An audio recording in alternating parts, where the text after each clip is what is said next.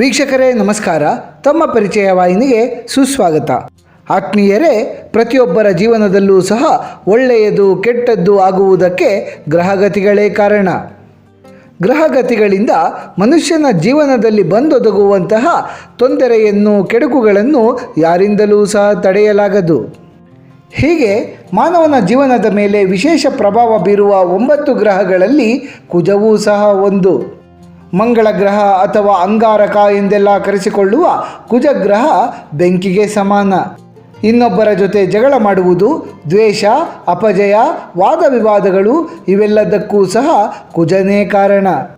ಕುಜಗ್ರಹವು ಜಾತಕದಲ್ಲಿ ಉಚ್ಚ ಸ್ಥಾನದಲ್ಲಿರುವಾಗ ಆ ವ್ಯಕ್ತಿಯ ಆತ್ಮವಿಶ್ವಾಸ, ಧೈರ್ಯ ಹಾಗೂ ಇಚ್ಛಾಶಕ್ತಿಗಳು ಹೆಚ್ಚಾಗಿರುತ್ತವೆ. ಅದೇ ಕುಜಗ್ರಹವು ನೀಚ ಸ್ಥಾನದಲ್ಲಿರುವಾಗ ವಿವಾಹದಲ್ಲಿ ವಿಳಂಬ, ದಂಪತಿಗಳ ನಡುವೆ ಕಲಹ, ಜೀವನದಲ್ಲಿ ಸಂತೋಷವನ್ನು ಕಳೆದುಕೊಳ್ಳುವುದು, ಅಪಘಾತಗಳು, ಟೀಕೆಗಳು ಹೀಗೆ ಅನೇಕ ಸಮಸ್ಯೆಗಳನ್ನು ಎದುರಿಸಬೇಕಾಗುತ್ತದೆ. ಹಾಗೆಯೇ ಮದುವೆಗೂ ಮುನ್ನ ಜಾತಕವನ್ನು ನೋಡುವಾಗ ಕುಜ ದೋಷವಿದೆಯೇ ಎಂದೂ ಸಹ ನೋಡಲಾಗುತ್ತದೆ. ಈ ದೋಷವನ್ನು ಕುಜದೋಷ, ಮಾಂಗಲಿಕ ದೋಷ, ಮಂಗಳ ದೋಷ ಎಂದೆಲ್ಲ ಕರೆಯಲಾಗುತ್ತದೆ. ಕುಜದೋಷವಿರುವವರು ನಾವಿಂದು ಪರಿಚಯಿಸುತ್ತಿರುವಂತಹ ಆಲಯಕ್ಕೆ ಭೇಟಿ ನೀಡಿ ಕುಜನ ದರ್ಶನವನ್ನು ಪಡೆದುಕೊಂಡರೆ ಕುಜದೋಷವು ನಿವಾರಣೆಯಾಗಿ ಕಂಕಣ ಭಾಗ್ಯ ಶೀಘ್ರವೇ ಕೂಡಿ ಬರುತ್ತದೆ. ಅಷ್ಟು ಮಾತ್ರವಲ್ಲದೆ ಕುಜ ದೋಷದಿಂದಾಗಿ ಸಾಂಸಾರಿಕ ಜೀವನದಲ್ಲಿ ತೊಂದರೆ ಅನುಭವಿಸುತ್ತಿದ್ದರೆ ಆ ತೊಂದರೆಗಳೆಲ್ಲವೂ ನಿವಾರಣೆಯಾಗುತ್ತದೆ. ಈ ಒಂದು ವಿಶೇಷ ಆಲಯವೇ ನೆರೆಯ ತಮಿಳುನಾಡು ರಾಜ್ಯದ ನಾಗಪಟ್ಟಣಂ ಜಿಲ್ಲೆಯ ಮೈಲಾಡುತುರೈ ಸಮೀಪವಿರುವಂತಹ ವೈತೀಶ್ವರನ್ ಕೋಯಿಲ್ ದೇವಸ್ಥಾನ. ನೆರೆಯ ತಮಿಳುನಾಡಿನ ಕುಂಭಕೋಣಂನ ಬಳಿ ಒಂದೊಂದು ಗ್ರಹಕ್ಕೂ ಮೀಸಲಾದ ಪ್ರತ್ಯೇಕ ದೇಗುಲಗಳಿವೆ. ಈ ದೇಗುಲಗಳ ಸಮಗ್ರ ಯಾತ್ರೆಯನ್ನು ನವಗ್ರಹ ಯಾತ್ರೆ ಎಂದು ಕರೆಯಲಾಗುತ್ತದೆ.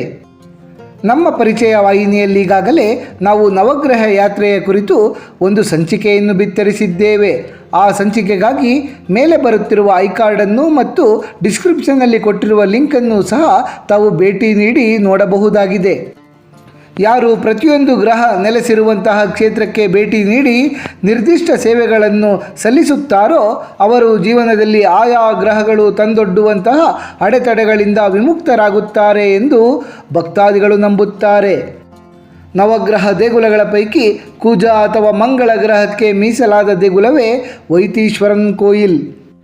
ವೈತೀಶ್ವರನ್ ಕೋಯಿಲ್ ದೇವಸ್ಥಾನವು ಚೆನ್ನೈನಿಂದ 241 ಕಿಲೋಮೀಟರ್, ಚಿದಂಬರಂನಿಂದ 27 ಕಿಲೋಮೀಟರ್, ತಂಜಾವೂರಿನಿಂದ 95 ಕಿಲೋಮೀಟರ್, ಮೈಲಾಡುತುರೈನಿಂದ 14 ಕಿಲೋಮೀಟರ್ ಹಾಗೂ ಕುಂಭಕೋಣಂನಿಂದ ಸುಮಾರು 50 ಕಿಲೋಮೀಟರ್ ದೂರದಲ್ಲಿದೆ. ಕಾವೇರಿ ನದಿಯ ತಟದ ಮೇಲಿರುವಂತಹ ವೈತೀಶ್ವರನ್ ಕೋಯಿಲ್ನಲ್ಲಿರುವ ಪ್ರಧಾನ ದೇವರು ಶಿವಪರಮಾತ್ಮರು. ತಮಿಳು ಭಾಷೆಯಲ್ಲಿ ವೈತೀಶ್ವರ ಎಂದು ಕರೆಯಲಾಗುವ ವೈದ್ಯನಾಥ ಶಿವಪರಮಾತ್ಮರ ಮತ್ತೊಂದು ಹೆಸರು. ಶಿವಪಾರ್ವತಿಯರು ಈ ಆಲಯದಲ್ಲಿ ವೈತೀಶ್ವರನ್ ಮತ್ತು ತೈಯಾಲು ನಾಯಕಿ ಎಂಬ ಹೆಸರುಗಳಿಂದ ಪೂಜಿತಗೊಳ್ಳುತ್ತಲಿದ್ದಾರೆ. ದೇಗುಲದಲ್ಲಿ ನೆಲೆಸಿರುವ ವೈತೀಶ್ವರನ್ ಅಥವಾ ವೈದ್ಯನಾಥೇಶ್ವರರು ಭಕ್ತರ ಎಲ್ಲ ರೋಗಗಳನ್ನು ಗುಣಪಡಿಸುವಂತಹ ಅದ್ಭುತ ಶಕ್ತಿ ಹೊಂದಿದ್ದಾರೆ.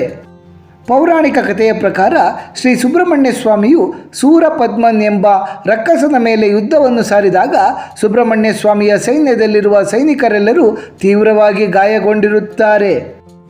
ಆಗ ಶ್ರೀ ಸುಬ್ರಹ್ಮಣ್ಯ ಸ್ವಾಮಿಯು ಈ ಸ್ಥಳಕ್ಕೆ ಬಂದು ತಂದೆ ಶಿವಪರಮಾತ್ಮರನ್ನು ಬೇಡಿಕೊಂಡಾಗ ಶಿವದೇವರು ವೈದ್ಯರಾಗಿ ವೈತೀಶ್ವರನರಾಗಿ ಬಂದು ಗಾಯಾಳುಗಳನ್ನೆಲ್ಲ ಗುಣಪಡಿಸಿದರು ಎಂದು ಉಲ್ಲೇಖಿಸಲಾಗುತ್ತದೆ.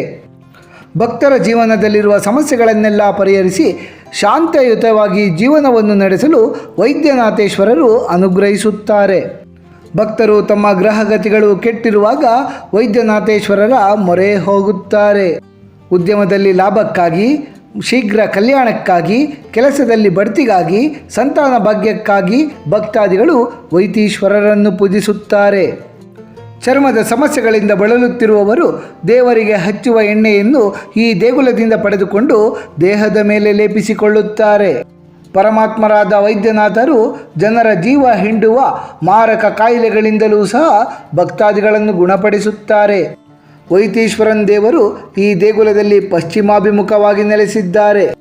ಶಾಸ್ತ್ರಗಳ ಪ್ರಕಾರ ಪಶ್ಚಿಮಾಭಿಮುಖವಾಗಿ ನೆಲೆಸಿರುವ ಶಿವ ದೇಗುಲಗಳಲ್ಲಿ ಪರಮಾತ್ಮರ ದರ್ಶನವನ್ನು ಪಡೆದರೆ 1000 ಶಿವ ದೇವಸ್ಥಾನಗಳ ದರ್ಶನವನ್ನು ಪಡೆದ ಪುಣ್ಯ ದೊರೆಯುತ್ತದೆಯಂತೆ. ವೈತೀಶ್ವರನ್ ಕೋಯಿಲ್ನಲ್ಲಿ ಅಂಗಾರಕ ಅಥವಾ ಮಂಗಳ ಗ್ರಹಕ್ಕೆ ಪ್ರತ್ಯೇಕವಾದ ಸನ್ನಿಧಿ ಇದೆ. ಇಲ್ಲಿ ಮಂಗಳನ ಕಂಚಿನ ವಿಗ್ರಹವಿದೆ.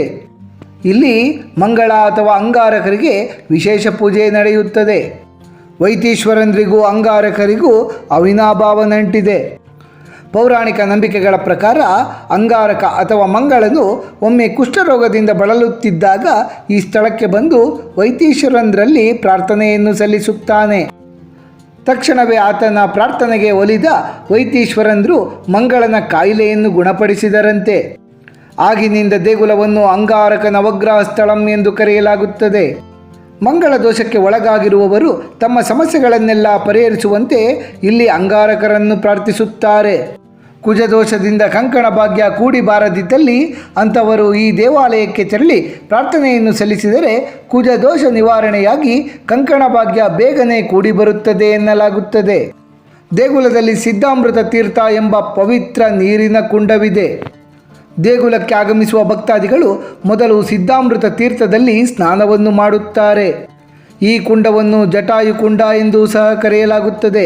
ಏಕೆಂದರೆ ತ್ರೇತಾಯುಗದ ರಾಮಾಯಣ ಕಾಲದಲ್ಲಿ ಜಟಾಯುವು ಸಹ ಈ ಕುಂಡದಲ್ಲಿ ಸ್ನಾನವನ್ನು ಮಾಡಿದ್ದರಂತೆ. ದಂತಕಥೆಗಳ ಪ್ರಕಾರ ಕಾಮಧೇನುವು ವೈತೀಶ್ವರನ್ ದೇವರಿಗೆ ತನ್ನ ಹಾಲಿನಿಂದ ಅಭಿಷೇಕವನ್ನು ಮಾಡಿದಾಗ ಈ ಕುಂಡಕ್ಕೆ ಕಾಮಧೇನುವಿನ ಹಾಲು ಹರಿದು ಬಂದಿತ್ತಂತೆ. ಹಾಗಾಗಿಯೇ ಕುಂಡವನ್ನು ಗೋಕ್ಷೀರ ಎಂದು ಸಹ ಕರೆಯಲಾಗುತ್ತದೆ.